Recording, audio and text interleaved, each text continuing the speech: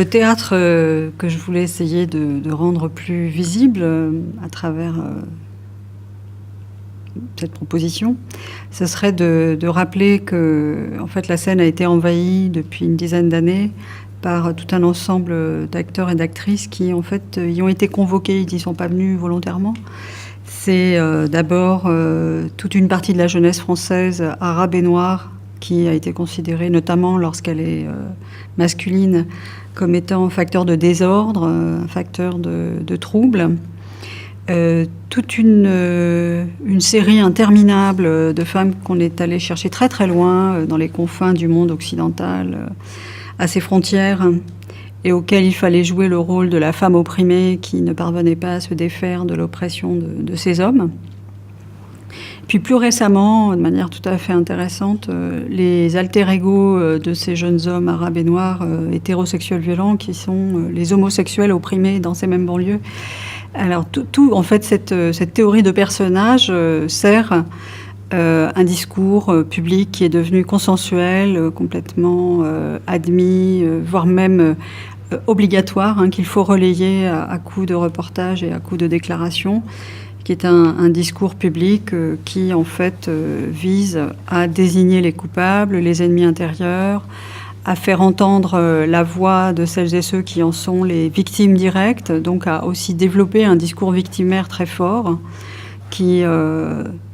contribue notamment à ce que, finalement, on se substitue aux personnes qui sont confrontées à des difficultés particulières pour prétendre être à la fois leur porte-voix et leur sauveur. Et donc toute cette mise en scène qui occupe l'avant-scène politique française est une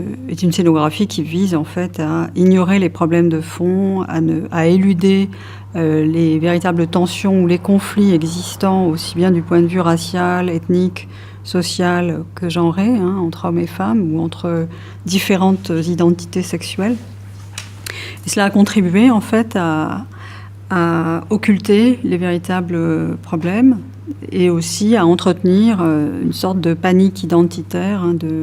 d'affolement identitaire tout au cours de cette décennie qui culmine régulièrement avec des espèces de soubresauts, de montées de fièvre qu'on est censé à la fois attester et relayer, parce que c'est un monde où on met tout en circulation et où finalement ces figures-là ont particulièrement bien prospérer dans l'imaginaire commun. Alors en fait, que servent-elles ces images? Elles servent quelque chose de très dangereux du point de vue de l'exercice démocratique et qui est ce que j'appellerais l'antisexisme patriarcal, c'est-à-dire un régime de gouvernement qui ne vise absolument pas à remettre en cause les fondements du patriarcat tel qu'il subsiste, non pas qu'il soit dans toute sa plénitude, mais en tout cas ce qui en demeure doit être préservé parce qu'en fait il garantit des privilèges à certains groupes.